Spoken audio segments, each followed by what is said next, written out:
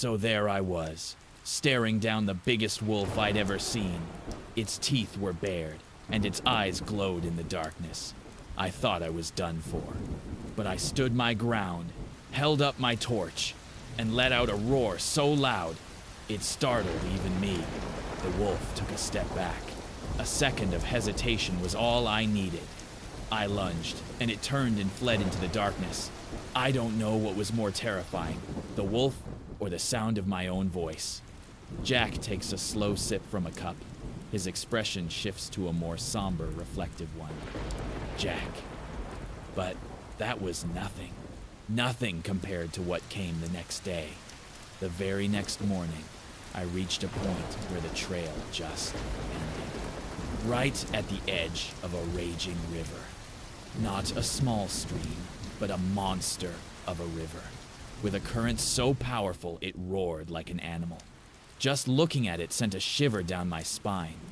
The water was murky, swirling deep, and so cold that just touching it sent a chill to my bones.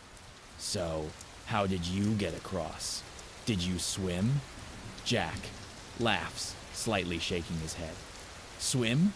The current would have dragged me away to become fish food. I had to find another way. Luckily, I found a huge old tree that had been toppled by a storm. Its trunk was massive and sturdy. I immediately thought of using it as a raft.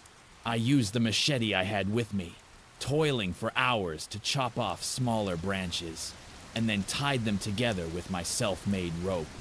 Jack stands up, demonstrating the actions. I knelt down, gripping the logs tightly, and used all my strength to tie each loop of rope.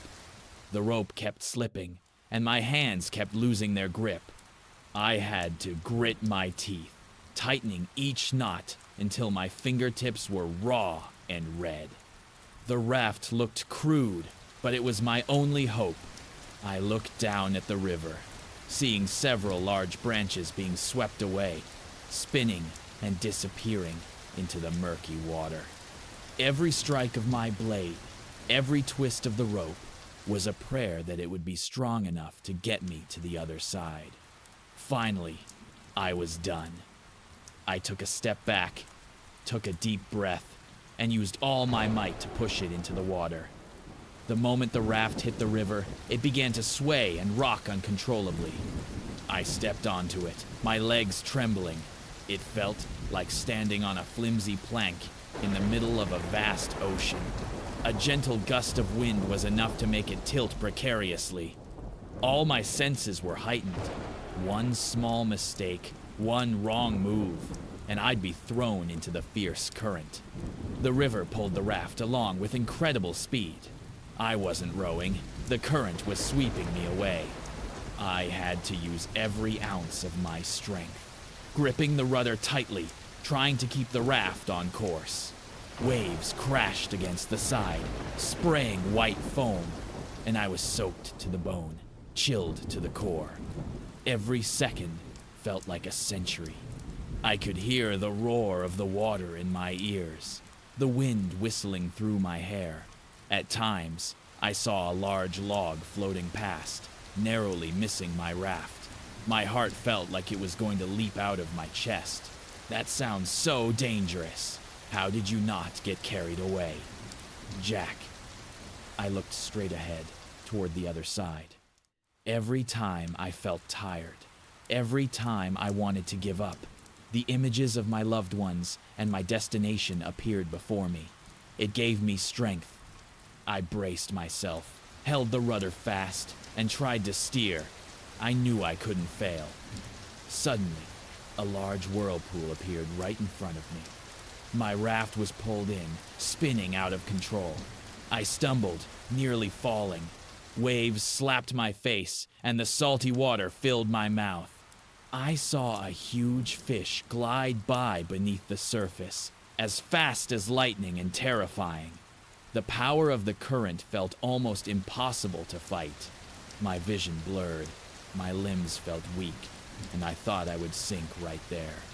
But then, I saw a large rock jutting out, and it was my only chance. I used all my might, leaning the raft to one side to avoid it, but it was no use. The raft hit the rock with a loud crack. A log on the right side broke. Water started rushing in faster.